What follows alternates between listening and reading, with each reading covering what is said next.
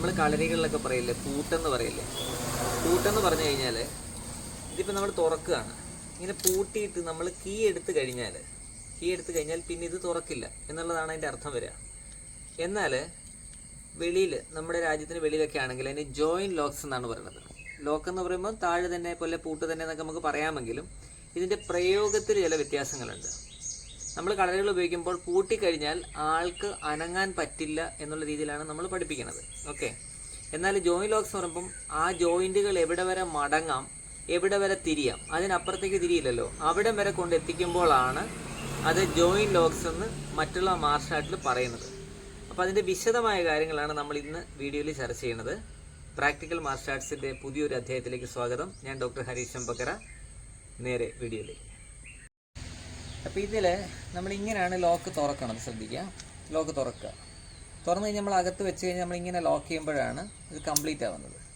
പിന്നെ നമ്മൾ പൊതുവിൽ നമ്മൾ പാഡിൽ ലോക്ക് എന്നാണ്, പല ടൈപ്പ് ലോക്സ് ഉണ്ട്. ഇപ്പോൾ ഉദാഹരണം പറഞ്ഞാൽ ലോകത്തിലെ ഏറ്റവും വലിയ താഴെന്ന് പറഞ്ഞാൽ നമുക്ക് അഴിക്കാൻ വയ്യ താഴെ അമേരിക്കയുടെ ഒരു ജയിലാണ്.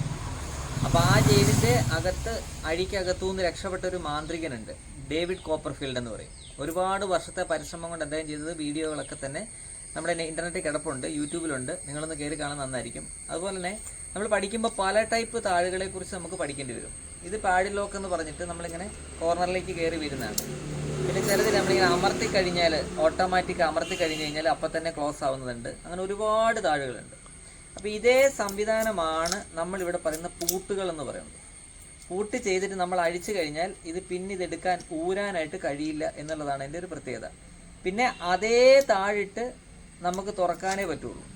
എന്ന് വെച്ചാൽ ഇട്ട പൂട്ട് തുറക്കണമെങ്കിൽ അയാൾ തന്നെ വിചാരിക്കണം എന്നാണ് സാരം. പക്ഷേ അതിൽ നിന്ന് വ്യത്യസ്തമാണ് ഞാൻ ഈ പറഞ്ഞ ജോയിൻറ്റ് ലോക്സ്. ഇതെന്താണെന്നുള്ളത് വിശദീകരിച്ചു തരാം. ഓക്കെ. ഇത് നമ്മൾ സാധാരണയിൽ കവിഞ്ഞ് വ്യത്യസ്തമായിട്ട് ഇപ്പോൾ ഒരു പൂട്ടിടുമ്പോൾ ഒരു അടി വരുന്നു. അടി വരുമ്പോൾ ഈ അടിയെ ആദ്യം നമ്മൾ പ്രതിരോധിക്കണമെന്നുള്ളത് ഇമ്പോർട്ടൻ്റ് ആണ്. പ്രതിരോധിച്ചതിന് ശേഷമാണ് പൂട്ട് വരിക. ഓക്കെ. അപ്പോൾ ആദ്യം പ്രതിരോധം നടന്നു. പൂട്ടാൻ വേണ്ടി നമ്മൾ എന്ത് ചെയ്യുന്നു? ഇങ്ങനെ ഇട്ടിട്ട് പൂട്ടുന്നു. ക്ലിയർ? അപ്പോൾ നമ്മുടെ ഈ കൈ നമുക്ക് ചുരുട്ടി പിടിക്കാം. ഒന്ന്, ആ ചുരുട്ടി പിടിച്ച കയ്യിൽ നമ്മൾ കയറ്റി പിടിക്കാം. രണ്ട്, മൂന്നാമത് ഈ കൈ തുറക്കാതിരിക്കാൻ നമ്മൾ ചേർന്ന് നിൽക്കാം. ഇപ്പോഴാണ് പൂട്ട് കറക്റ്റ്. അതിപ്പോൾ അവിടുന്ന് ആൾക്ക് അനങ്ങാൻ പറ്റില്ല. അപ്പോൾ ഈ പൂട്ടിട്ട് കഴിഞ്ഞാൽ 100% ഈ പൂട്ടിട്ടയാൾ അഴിച്ചാൽ മാത്രമേ അഴിക്കാൻ പറ്റൂ എന്നുള്ളതാണ് എൻ്റെ പ്രശ്നം. ഇനിയിപ്പോൾ ഇങ്ങനെ നിൽക്കുന്ന അവസ്ഥയിൽ നമുക്കൊരടുത്ത അടി അവിടെ നിന്ന് വരിക എന്ന് പറഞ്ഞാൽ കിട്ടും. കാരണം അവിടെ ഒരു കൈ ഫ്രീ ആണ്, അടി ഇവിടെ നിന്ന് വരും. അപ്പോൾ ആ സമയത്ത് ഈ പൂട്ട് കുറച്ചുകൂടി വ്യത്യസ്തമായിട്ട് നമുക്ക് ഇങ്ങനെ പൂട്ടാൻ പറ്റും. വ്യക്തമായി മനസ്സിലാക്കുക, ഇങ്ങനെ പൂട്ടാൻ പറ്റും. ഇങ്ങനെ പൂട്ടിയാൽ ഈ മസിലിൻ്റെ അമർച്ച കൊണ്ടിട്ട് ആൾക്ക് ഇങ്ങോട്ട് കൈ എടുക്കാൻ പറ്റാതെ വരും.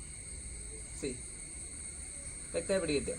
അതായത് ഒരു പൂട്ട് നമ്മൾ ഇടുമ്പോൾ ചില പൂട്ടുകൾക്ക് നിങ്ങൾ കണ്ടില്ലേ, 2-3 പീസുകൾ അകത്തോട്ട് കയറണം.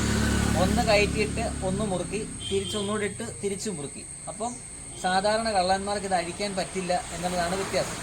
അപ്പോൾ ഇതേ ടെക്നിക്കാണ് നമ്മൾ ഇതിനകത്ത് വരുന്നത്. നിങ്ങൾ നോക്കിയാൽ മതി, ഒരു പൂട്ടിന് തന്നെ ഇത്ര ഇതുകളുണ്ടാവും. അതിനകത്തോട്ട് കയറിപ്പോകുന്ന സംവിധാനം ഉണ്ടാവും. അപ്പോൾ അതിൽ ഒന്നാമത്തേതാണ് തട്ടിയിട്ട് നമ്മൾ പൂട്ടി എന്നുള്ളത്, നമ്പർ 1.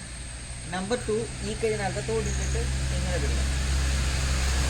ഇങ്ങനെ പിടിക്കുമ്പോൾ നമ്മൾ ശ്രദ്ധിക്കേണ്ട കാര്യം, നമ്മുടെ ഈ കൈയുടെ ഈ അസ്ഥി, മസിൽ അമരണം, ഇതിങ്ങനെയാണ് യഥാർത്ഥത്തിൽ പിടിക്കേണ്ടത്. പിടിച്ചു കഴിഞ്ഞാൽ അവിടെ ഭയങ്കരമായ പെയിൻ ഉണ്ടാവും.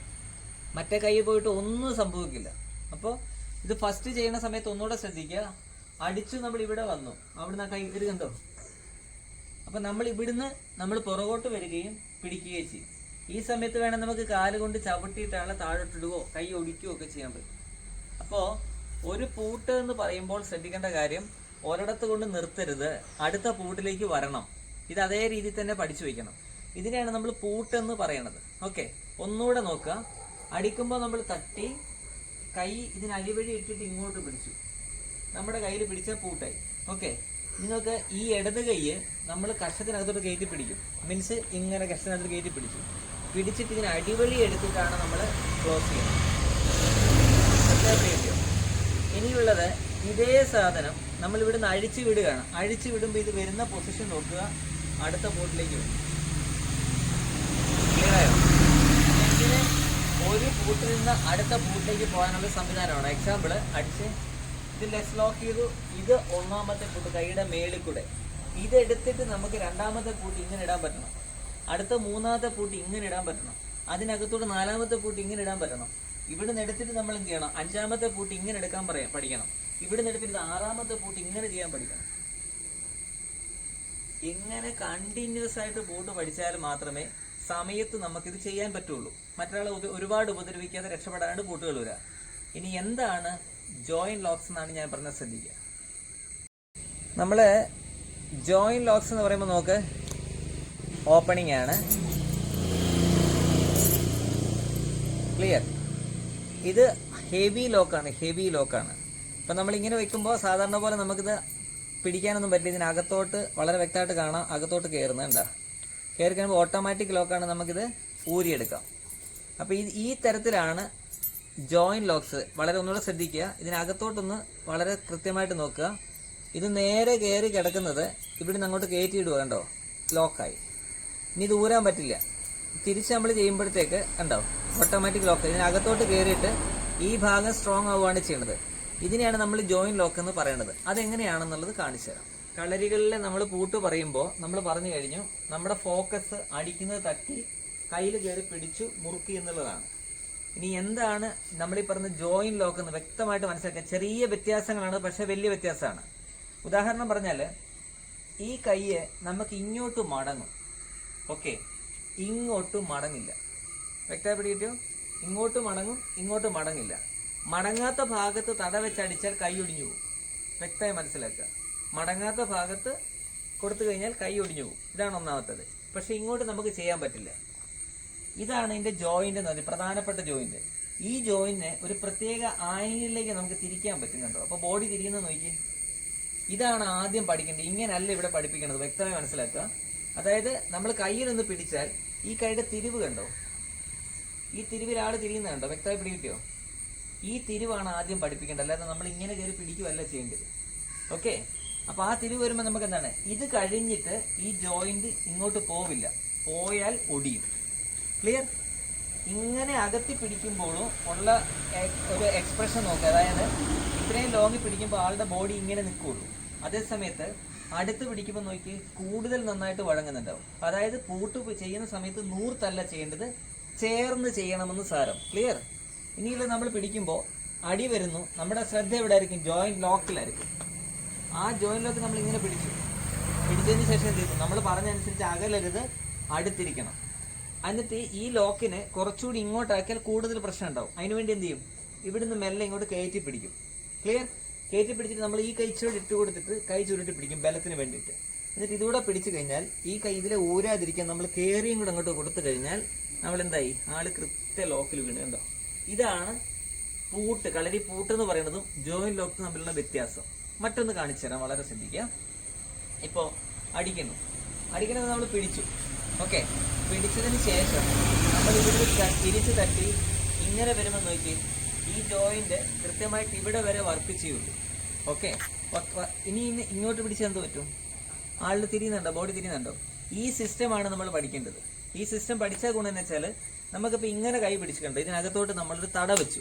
ഈ തട വെച്ച് കഴിഞ്ഞാൽ ഇതിലെ ഇങ്ങനെ താഴോട്ട് താക്കുകയല്ല ചെയ്യേണ്ടത്, തിരിച്ച് നമ്മൾ കൈ മേലെ മുന്നോട്ട് നീക്കുകയും നേരെ നിൽക്കുകയും ചെയ്യണം.